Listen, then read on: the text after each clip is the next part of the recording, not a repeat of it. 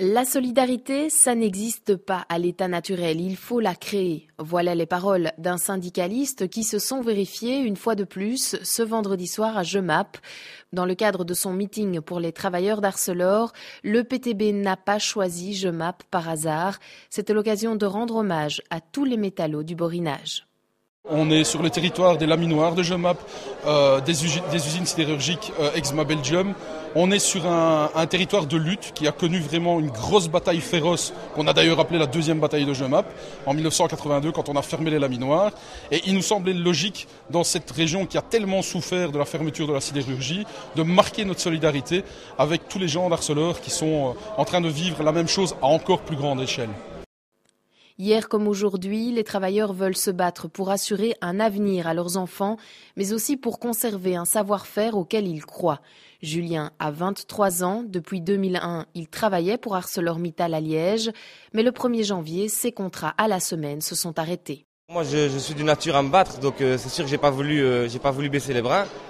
Et donc on avait dit que le secteur du froid ne survivrait pas sans le chaud. Nos craintes sont avérées puisque aujourd'hui ArcelorMittal annonce la fermeture d'une grande partie des lignes du froid. Et donc on a 2 fois plus raison de se battre. Julien participe au piquet de grève, aux manifestations. Ce vendredi soir à Jemap, il a raconté l'impossibilité de rencontrer nos gouvernants.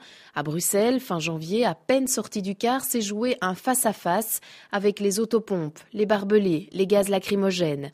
Même scénario à Namur ou à Strasbourg. Les élus apportent leur soutien aux travailleurs. Ces derniers ne sont pas convaincus. Maintenant, le blabla, on vous soutient, on va mettre tout ce qui est en œuvre. Écoutez, ça c'est du blabla.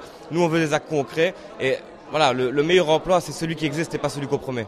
D'après les élus belges, c'est l'Europe qui refuse la nationalisation du site sidérurgique liégeois. Julien a un tout autre discours. Pour lui, il faut mettre la pression sur la région wallonne. Avant tout la région wallonne, puisque c'est quand même eux qui nous ont vendu en 99, qui nous ont privatisé. Bon, c'était la plus grosse erreur. Donc maintenant, nous, on veut leur dire qu'ils réparent leur erreur. Et la seule solution pour nous, pour maintenir l'emploi en région liégeoise, c'est de régionaliser. Donc voilà, il faut qu'ils sachent s'ils ont envie de payer 10 000 chômeurs ou s'ils ont envie de payer 10 000 travailleurs qui vont participer à la relance économique de la région.